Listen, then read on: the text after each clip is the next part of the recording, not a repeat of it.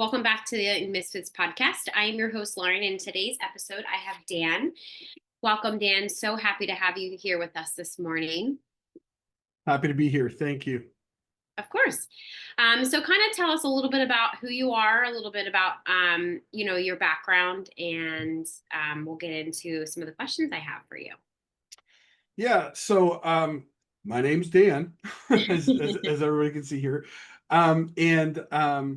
I don't know, I like to think I'm not huge on titles and that sort of thing, but I think one thing to say is I'm a serial entrepreneur. Had some life experiences early on. I don't know, like near death experiences, to be candid, where we went whitewater rafting, got stuck under a boat, these types of things. And then, like, that changes your perspective on things. So Yeah. for me, I didn't want to necessarily be tied down to a 9 to 5, Monday through Friday, every day for 30 or 40 years and then die. I want to actually build a life that I'm proud of, that I don't need to take a vacation from, and I want to help others do the same, right? I don't want to necessarily say that it's bad if anybody has a Monday through Friday 9 to 5. I think that's good. I think everybody needs their lane and what they're passionate about. My whole thing is I just want to help others realize their full potential. And what I have found is there are so many of these gurus or leadership experts or whatever you want to say.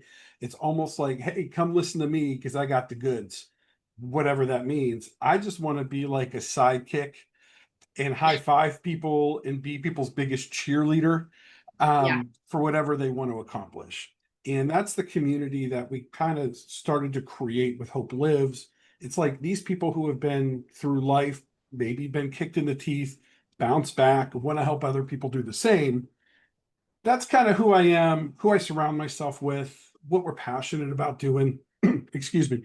So that's hopefully that answers your question. Yeah, no, that does. Yeah. So you said there's a couple things that you said because I want you to talk a little bit about more your community Hope Lives. And I have to say, people that are watching this on YouTube, I love Cookie Monster, and I see Cookie Monster behind you.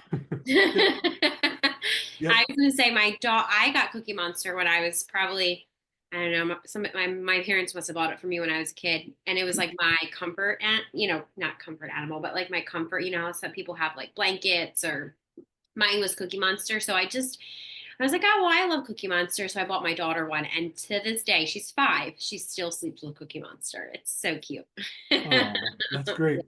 You Yeah. know, it's okay if I interject a little bit of Yeah. what I feel is a Yeah. funny story. So I do a lot of work with nonprofits and in some cases with children, Hmm. um, even via Zoom and that sort of thing, interacting and kind of bringing people together. Yeah. And we did a special night with this nonprofit where we work with kids, and we called it Stuffy Night. So every kid there was able to bring their favorite stuffed animal or whatever and got to show the camera, and it was a lot of fun. And we did that at 8:30, right before bedtime. We read a bedtime story and that sort of thing. And the next morning, and so I should say that night, not only did I have Cookie Monster, I have Brutus the Buckeye behind me. I got little Superman things. Yeah. Um, and but that night I had like a mountain of stuffed animals. I took all my children's stuffed animals and made a big mountain. And so there's all these things. And then shut the computer, kind of forgot about it. And the next morning, I was doing some consulting work with special forces military here out of the U.S. who were transitioning out of the military into civilian life. Okay. And I put on my camera, and they're all there, and you could have just saw like everybody giving me a blank stare of like, why are there a bunch of stuffed animals? Isn't this like an important business meeting? And we had to be very structured. And I'll never forget, it's the special forces military, the men and women that were on there, who, could kill me 5 different ways with their pinky, and they're trained to do all these special Yeah. things. They're like, always keep the stuffed animals behind you. We love it. I think they thought it was great. So it was Yeah. because of our special forces. I always make sure I have stuffed Yeah. animals behind me whenever we're on a Zoom call. Yeah. I feel like that's, I mean, because to be honest, all of us are still kids, just we're adults now, and like, these adult bodies. And I feel like that's like a way they probably felt safe, you know. People probably, there's other people in my like, oh, he has all these stuffed animals. What is he doing in his spare time? That type of thing. But yeah, but no. Yeah. I was like, oh, Cookie Monster. It's just a reminder of your childhood. I mean, regardless if it was good, bad, whatever. I feel like there's always some tie to Cookie Monster for me was like comfort, safe, So I just Yeah. had to put that out that people, anybody that was or watching on YouTube, because there is people that will watch this on YouTube. So I love that. Great. Hi, So YouTube. going back to what you said, your near-death experience, would you kind of explain, you don't, if you don't want to talk about your near-death experience, you don't have to, but can you kind of explain the things that you've learned from it, or like your perspective? You said that your perspective shifted after that. Can you kind of talk a little bit about that? Yeah, there was probably about a 2 or 3 week period that was just in the grand scheme of life, Mhm. crazy for me, and then kind of crazy for the world. Um, because I on my 18th birthday, we went whitewater rafting. And I'd never been whitewater rafting before, and the group of people that I went with had never been whitewater rafting before. And this is before everybody had a cell phone where you can scroll or doom scroll through the TikTok or whatever. Yeah. So we actually had to pay attention to the instruction before we got in the raft. It's like, and they were just letting us know, like, there's this is serious, right? And we Yeah. were kind of on a beginner course anyways, but it was like, this is serious. We had helmets on, we have life preservers on. Uh-huh. And one of the things I took from it, and I just remember very vividly, it's like, if you get thrown out of the raft in the middle of a rapid, don't try to stand up and don't try to swim.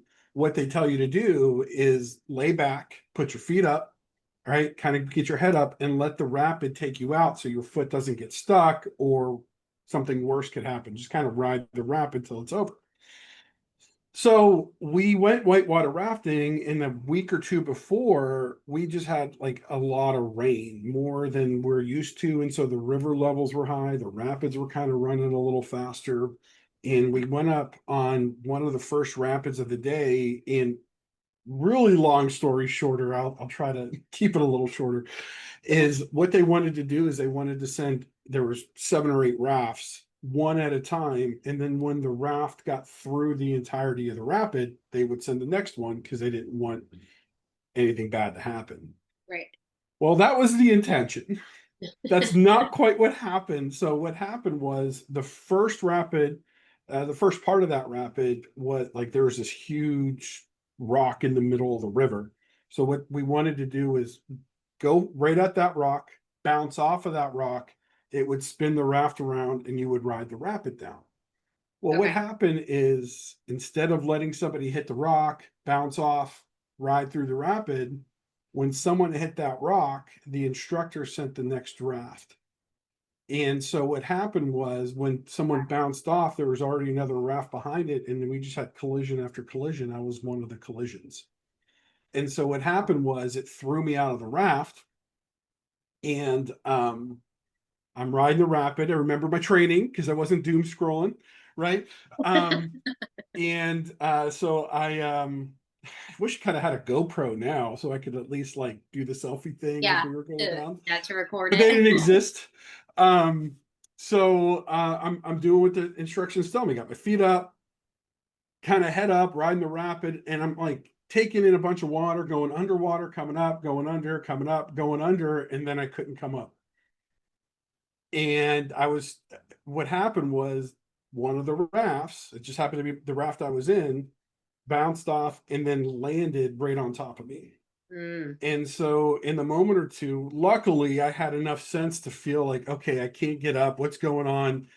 It was really scary. And I found the end of the one of the ends of the raft where there's a rope. I held onto the rope and kind of pulled myself a little up. And then everybody else in the raft grabbed me, yanked me out of the raft, guzzled through a bunch of water, grabbed my paddle, and we got through the rapid. It was it felt like 5 years. It's like it was when you talk about perspective change, when people were like, I saw everything happen. Like Yeah. it could happen in a flash. Like every stereotype you hear from a show, a TV, the TV, a movie, a book, or anybody else talking, it's like, yeah, that's real. And like you can kind of see that stuff, and it felt like forever in that moment when it had to be like 10 seconds, right? But it just felt long. Yeah. Yeah. And we got through the rapid, and I just remember just kind of collapsing because all the adrenaline was kind of rushing out, and it was insane. So we kind of got through that. It wasn't the most fun.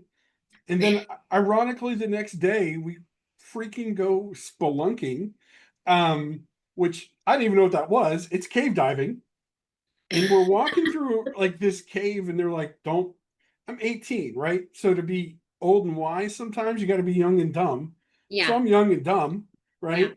I just get stuck under a raft the day before. We're down in this cave, and they're like, don't horse around because if you slip or you do something stupid, it could take hours, if not days, for people to come and get you out and get you to the hospital. Just don't be stupid.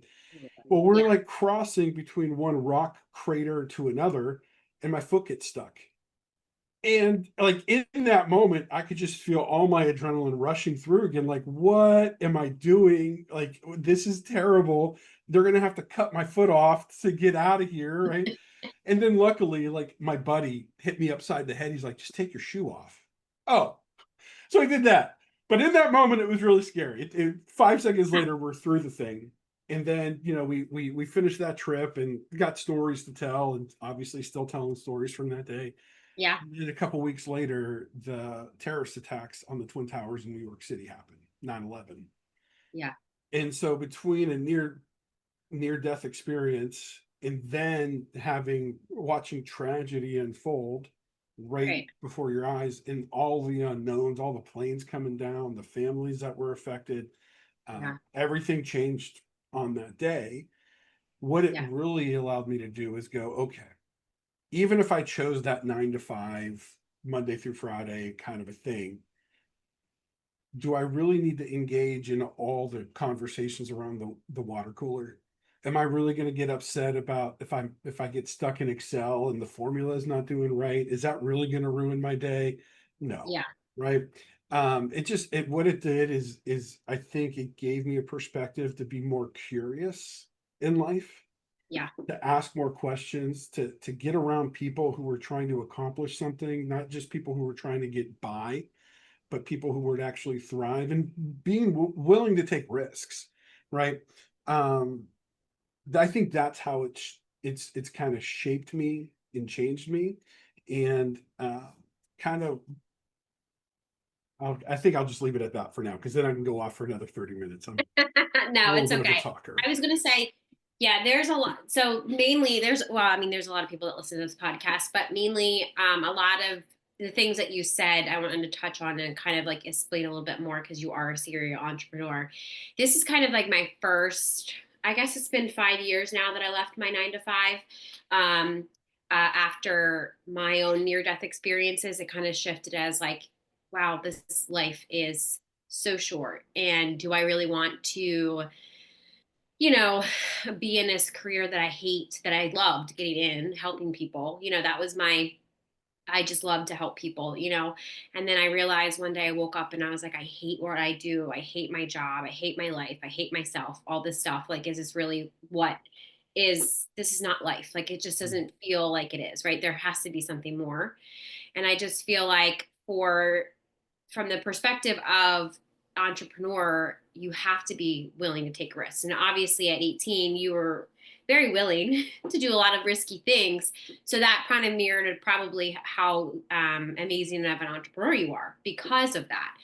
And my question is, can you kind of talk a little bit about too that entrepreneur that feels like it's too risky or it's not working for them? Like can you kind of help them change that mindset of that is what entrepreneurship is? It's very high risk. Hey there, I just wanted to take a quick moment to share with all of you spiritual rebels and fempreneurs. If you've been craving a space where you can build wealth, heal trauma, and rise alongside like-minded women, I got something for you to hear about. I'm excited to invite you into the Enlightened Misfits Sisterhood. This is a low-cost, high-impact group membership designed exclusively for spiritual fempreneurs who know they need accountability and support to create sustainable wealth but aren't ready to dive into a one-on-one mentorship. In this membership, you'll get monthly calls, rituals, healing sessions, and workshops to break through your self-doubt and build confidence so that you can consistently sell your offers and make money. This is also a collaborative private Facebook community where you make lifelong connections with other women who are just as serious as hitting their goals. And my personal guidance as your intuitive human design business guide and trauma healer, ensuring you stay aligned and on track with your business goals. Plus, you'll get free access to all my paid workshops and masterclasses, along with exclusive VIP pricing for my one-on-one Voxer membership. This membership is all about helping you heal the sabotaging behaviors blocking your abundance and using your human design to create a business that feels amazing to run. Imagine waking up excited to serve your clients and knowing that you have the exact support you need to hit every single one of your business goals every single month. So if you're ready to rise and build wealth with a sisterhood of spiritual misfits, make sure you click the registration link in the description box. Right now, the investment is just $88 a month, but the price will increase to $197 a month. Join today to unlock exclusive rates and get access to next month's kickoff call. Let's get back to today's episode, but remember, your next level is just one decision away. Join the sisterhood and let's rise together. Yeah, I mean, it's high risk, it could be high reward, right? I mean, that's the beauty of it. I think if there's someone out there who has that itch, right? Yeah. I would say it's more risky to dabble, I think, Yeah. because I think it's either go for it or don't. Doesn't mean you need to leave your job. It doesn't mean you need to like leave your family or just shut everything down, just focus on this one thing. But I think being committed, come hell or high water, is very important. And really, it's a mindset more than anything else, which Right. is can be difficult. And so I think to the entrepreneur who's kind of evaluating that, I think there's a couple things. Obviously, be committed, right? Right. But purposely try to be around people who see something in you that you can't see in yourself. Some people call them a mentor, some people call them a coach, maybe it's a spouse, maybe it's a best friend, someone who's going to encourage you, because if you're committed, not every day is fun. Not every little thing that you do is great, right? Yeah. Sometimes it's just a tough day, and sometimes we can get in our own heads and we can spiral out of control, right? Yeah. I think one of the things I wish I knew in my early 20s that I've learned in my early 40s is the person that's looking back at me in the mirror is my toughest critic. Right. And it's easy to go down that road. Get yourself into a community, get yourself a coach who can see those things in you that you're doing that you're probably not giving yourself credit for. That's going to be important. Not everybody has a board. Not everybody has all these C-level executives to kind of high five you, especially if you're a solopreneur or you're a small business, right? One of the loneliest places in the world is the CEO of a startup, the CEO of a small business, the Yeah. CEO of being your own boss, because you Yeah. know everything. You know the money you're spending, the money you're bringing in, or lack thereof, or all of that stuff. It's Yeah. important to get around people who are going to be supporting your dreams. And sometimes, not all the time, sometimes, what I have found is sometimes people with the same last name as you maybe your toughest critics as well. They may not be the most encouraging. It's Yeah. because not that they don't want you to succeed, they really want you to succeed. It's that Yeah. you've chosen a life that a lot of people don't understand. Right. And that's okay. More than likely, they're probably trying to protect you. right? And they're trying to love you in the best way that they know how, give them grace, right? Yeah. So I think those are a few things kind of off the top of my head that I would, it's get out of your own way, be Yeah. purpose driven, and get around people who think like you. Yeah. Yeah. That's amazing advice. I was going to say, yeah, my family thought I was crazy, like, leaving my very successful, I made six figures doing high risk OB. Had a couple jobs, like I did, I did very well for myself. Was a single mom, could take care of, everything. But I just deep down, I just hated my life. I hated, everything. And when I talked to my mom about it, she didn't understand. Why are you leaving that 9 to 5? Mine was more like 8 to 8, but like Yeah. that 9 to 5 job that you love, that you went to 4 years of college and you just worked so hard. And it was like at the moment that I was like, nobody will understand. And then I was talking to a friend and I was like, I'm going to open up my own business. I think I'm going to do an online business. And she was like, you should do it. It was just something, there was just some burning desire in my heart that I needed to do it. And it was like, that was what fueled me. It wasn't what I wanted to, like it wasn't my old job anymore. Now, granted, I did start when I still was at my 9 to 5 job. But then, that really dramatic near death experience happened that I just was like, I'm not going back. And it was like, I was like, the universe, you got to figure something out. You're telling me I need to do this, right? So I found myself a mentor, went through a couple mentors, learned a lot of lessons. And then I was like, wow. So I do believe that everybody needs a mentor, but I feel like I was leaning towards holding on to I want to be like them versus being like myself. You know what I mean? Or like having that community around me that would lift me up instead of I know to this day people are like the people that thought I was crazy that they're now watching like wow, she did it. She's doing exactly what she said she was going to be doing, Even to this day, Mhm. like a podcast, I've always said ever since I was little, I'm going to be on TV or I'm going to have a podcast or something, and it happened, So it was like people are like, wow, next she's going to be on TV. I'm like, yeah, sure, I'll be. I don't know what I'm going to be talking about, but maybe I'll have a TV show. Who knows? But it's just, it makes me. I like to get up every morning to do what I do. Before I didn't, and I feel like that. A couple of my clients are like, I want to burn my business down. I can't do this, that. And I'm like, I always have to take them back to, well, why did you start? And it's more of like, okay, it's them getting, like you said, getting in their own way, getting, maybe listening to other people, or maybe their spouse is not supportive.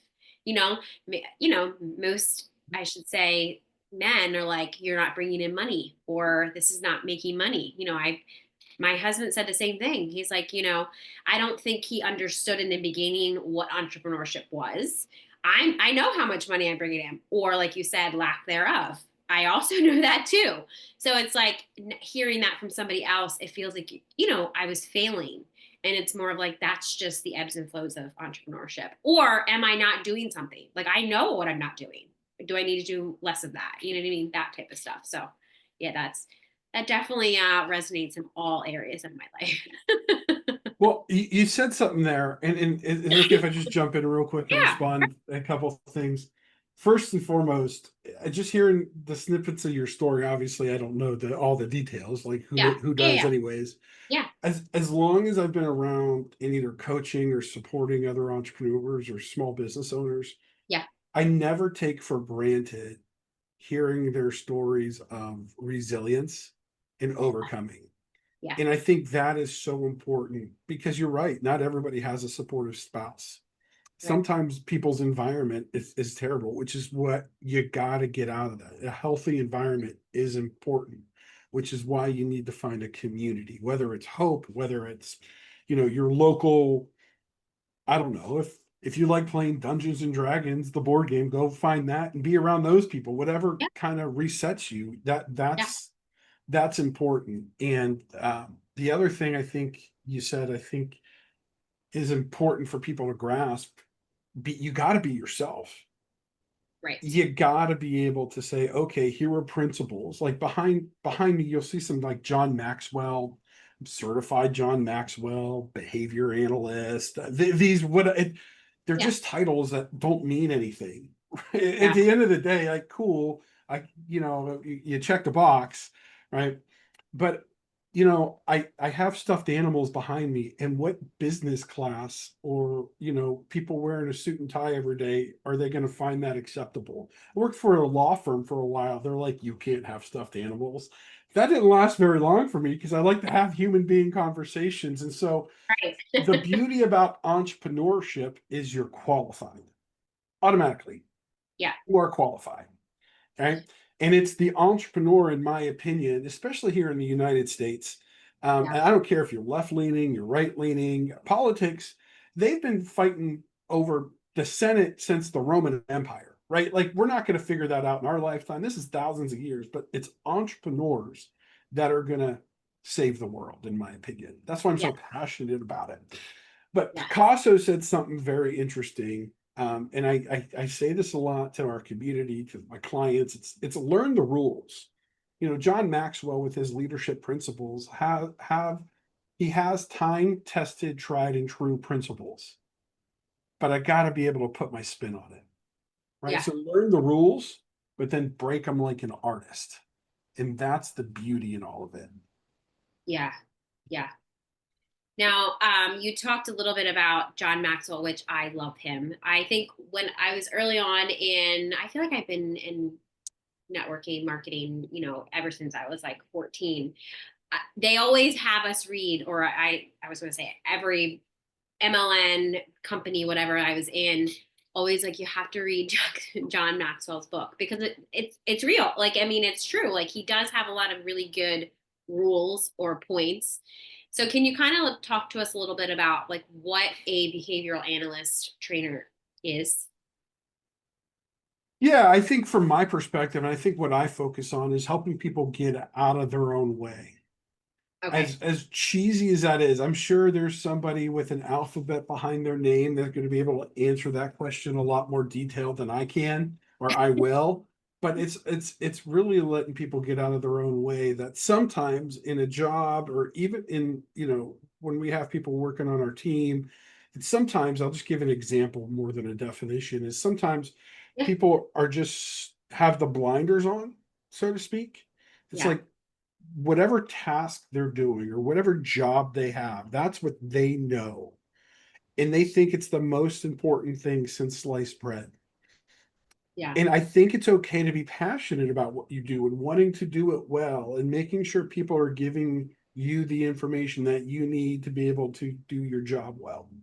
Mhm. However, if we're looking at a company, if we're looking at any business, it's more clockwork. There's all these little parts that need to work at the same time in sync to be able to have that clock function. And although you're good at this one thing and you are locked in and you are focused and you are awesome at that one thing, there's other people around and there's other people involved, and being aware of that. And this is where John Maxwell is really good. He actually wrote a book called Winning with People, where you got to be able to win with people, and you have to be able to think outside yourself. And I think that's where a lot of people get stuck, and that's where I come in to help. It's like removing those blinders, still be laser focused, because what you're doing is helping the whole, but you got to be able to work with other people. Not everybody thinks like you. Not everybody processes information like you. Stop trying to text or email all your communication, because what you're writing may not be how the person's reading it, and they're taking it the wrong way, Right. right? Yeah. And so sometimes a 30-second phone call can go a long way. Yes, pick up your phone in this day and age. Talk to somebody, right? Right. Yeah. Um, it's that sort of thing that we work on. So it's what's the behavior? How did we get here? How does that interact with everybody else? But how do we get everybody to start working in unity? And it's a very difficult thing to do. And it's not something that you master. I think people who've been around it or have been in it, it is something on a daily basis. So Yeah. right now, I'm talking to you. This is the first time you and I have talked for longer than 7 minutes, right? I'm enjoying this conversation. Yeah. I'm assuming you're enjoying this conversation. We're Yeah. talking about, John Maxwell and encouraging each other and like taking a risk being an entrepreneur. I'm feeling great. But if I walk out of my office and my 12-year-old son's doing something stupid, right? That's going to change my mindset. And I'm going to be laser focused and go into dad mode and go, why are we doing something stupid? And that could Yeah. change the whole trajectory of my day. Yeah. A behavior analyst going, okay, this is the box that I'm in right now. You and Yeah. I on the podcast, millions of people across YouTube. I have no idea, right? Right. It's open to the World Wide Yeah. Web, Yeah. right? Yeah. But when I'm done with this, it's think outside the box. Well, it just means I'm in another box, right? Right. Now I go into dad mode or whatever that is. And just being aware of that and knowing that, yeah, I could talk about John Maxwell principles all day long. My kid doesn't care. He cares that I'm dad, right?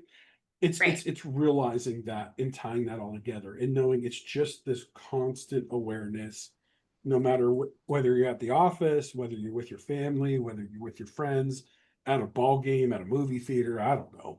It's just Right. how you interact with everything. Yeah. I was going to say, I like the way that you say that too, because I feel like a lot of times, entrepreneurs, obviously they have more than likely, they either have a job, not 9 to 5 job, or they're a mom or a dad, or, they're doing this, they're doing that. Same thing with my like 5-year-old daughter. Like I tell her I have clients, I have a podcast. She doesn't care. She doesn't, she's like, okay. I'm like, let's go, put your shoes on. She just is like, she just, well, in her perspective, she tells her friends that mommy sits in front of a computer and talks to people, which I guess in a way that is true. And my mommy Awesome. has a microphone. And I'm like, okay, that's very true. So it's funny because her friends will say, that's what she says. She says, my mommy just talks to people through the computer. So who knows what people think I do. But anyway, so yeah, you're right. Like, you could be doing one thing and then the next moment you're doing something completely different, which I always think of entrepreneurship as like a really expensive mindset, like, training or, really expensive just hobby that you're constantly working on your mindset. Cause I feel like the same thing with MLNs when I was like, this is more like mindset than the actual product. It was more of like training your mind or your mindset versus, so it's more of like focusing on like self-development. So really expensive self-development. I'm like, so I could so do this for the rest of my life. To be a better human every day, that would be amazing. Yeah. Yeah. So before we wrap up, can you just kind of leave the audience with maybe just a few like a nugget of wisdom or maybe some advice if they are, inspiring to be an entrepreneur or a serial entrepreneur of if they get in their head or if maybe they're in their way right now, kind of like what you would say to them. I would say a few things, and I'll try to be quick with a couple things. Is because Okay. we've addressed it. It's your qualifying.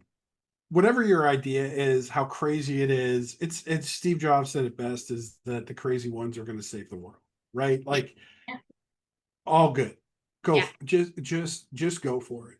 And way before someone had an opinion, you have a purpose, and stick and be committed to that purpose, right? Yeah. The method's going to change, right? 20 years ago, no one's on the TikTok, right? So the method's going to change, and that's okay, but the principles stay the same, right? Because feelings are indicators more than anything, and they're important, right? I don't want to dismiss feelings, but they're indicators. But the reality is sometimes our feelings lie to us. Right. So what's the principle? Because behind every principle, there's a promise. Just know that. If you're kind of like, I don't know, maybe I should quit, maybe I should do whatever it is, right? What's the principle?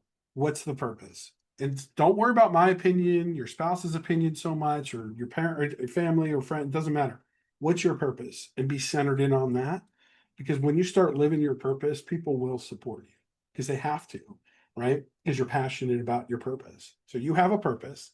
Get out of your feelings a little bit. Sometimes they're just indicators. Focus Right. on the principle, right? The other thing I would say is make sure you're part of some sort of community that helps you reset from time to time, that gives you that recharge so you can relaunch into whatever you're doing. The world needs whatever you have, however you present it. I don't care if there's 9 million life coaches talking about winning with people, right? Right.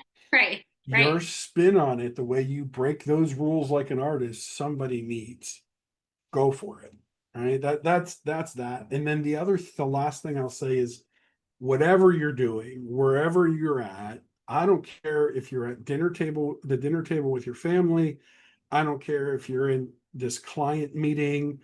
I don't care if you're doing the books late at night or whatever it is. Be present. Be present. Put on the do not disturb, especially if you have family or loved ones you're trying to spend time with, right? Hmm. Put on the do not disturb. Those emails are going to wait. They're going to be there. Someone's Right. always going to need something, and there's a time and there's a place for that, right? But they, I think a long time ago, or people have been saying for a long time is the only non-renewable resource. Time comes and goes, and time, you can't get that back. And that's true, but in a day where it's so easy to look at my watch and scroll through some stuff, or look at Hmm. my phone and scroll through, I believe now more than ever attention matters. Right. Where it's not hard to be at the dinner table with my kids and think about the invoice that I need to collect the money on or send out so we can put food on the table, right? Right. Yeah. As best as you can, just be present. And what you'll find is those people who don't get it will understand, because I think it was Maya Angelou who said, like, people will forget what you know or what you said, but they'll always remember how you made them feel. And the fact that you can be present with somebody without doom scrolling through your phone, the Yeah. fact that you can look somebody in the eye, right, and have a conversation, Yeah. now more than ever, that'll get you further, especially as an entrepreneur, Yeah. than a lot of other people because everybody else is distracted. Yes. Those are a few pieces of advice I would Yeah, give. I love that. Especially, I was going to say, I am really anybody, all my clients or anybody in my membership will tell you that I, I mean, granted, there is some, if you're driving or if you're sick or if it's like energetically wise, like you just can't take any more energy. I'm like, put your camera on. I want to see your face because normally put your camera off because you don't want them to see what they're doing. So I usually say everybody needs to put their camera on, because it would be like, I just feel weird too when I'm on calls that if I don't have my camera on, I just feel like that piece of just your face and I can see an actual face versus everybody's just still picture. I'm like, Yeah. I don't know. I'm talking to anybody. I don't even know if anybody's listening.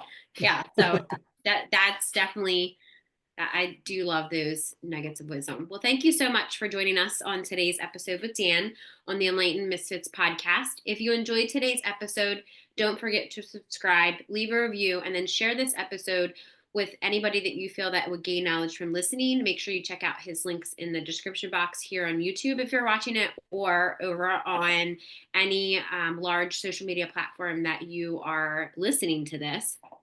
Stay tuned for more captivating conversations in the future. I hope you have an amazing rest of your week, and I will see you next week.